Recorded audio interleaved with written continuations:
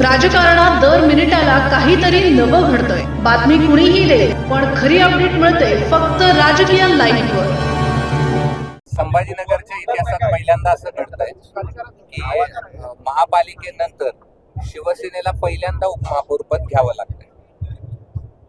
संभाजीनगरच्या इतिहासामध्ये आज पहिल्यांदा महापौराची निवडणूक होते छत्रपती संभाजीनगरची, आणि म्हणून आजचा महापौर हा महायुतीचा महापौर आज बसतो.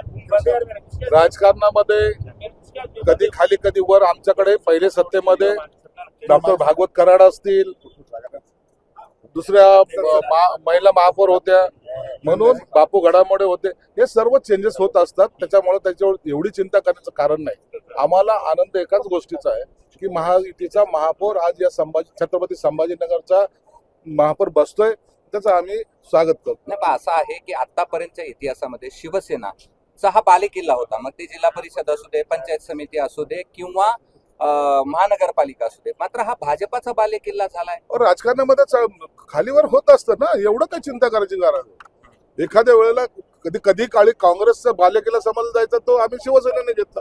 काही वेळेला आता भाजपची थोडीशी आघाडी आलेली, म्हणून त्यात चिंता करण्यासारखं काही नाही. परंतु आम्ही महायुतीमध्ये आहोत आणि आमचा महापौर बसतो, याचा आम्हाला आनंद आहे.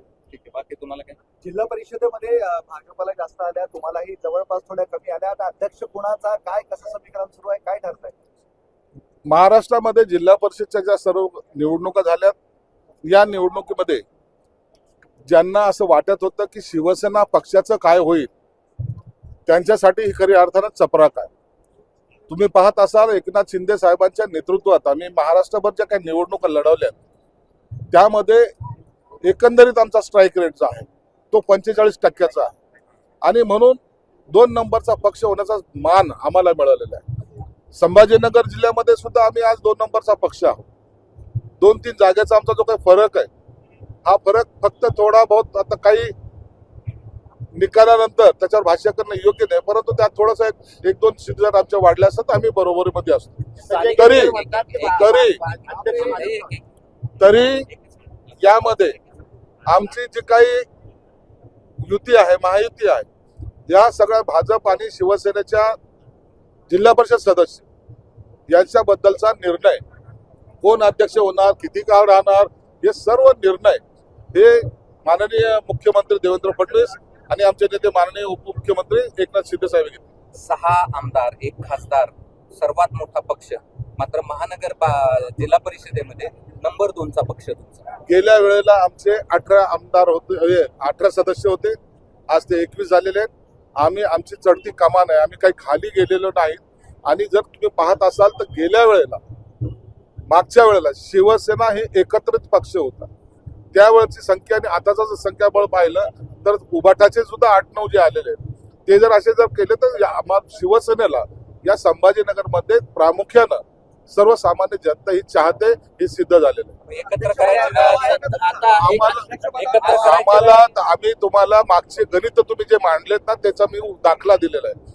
आता शिवसेना आणि भाजपची मजबूत युती आहे, आणि या युतीचाच भगवा जिल्हा परिषदेवर फडकेल. शिरसाट साहेब, स्थानिक पातळीवर अशी चर्चा आहे, वेगवेगळी समीकरणं होऊ शकतात. तसं दोन्ही शिवसेना येऊन तुमच्या शिवसेनेचा अध्यक्ष होईल का? आम्ही कोणतेही समीकरण करणार नाहीत. आम्ही शब्दाला पक्के आहोत.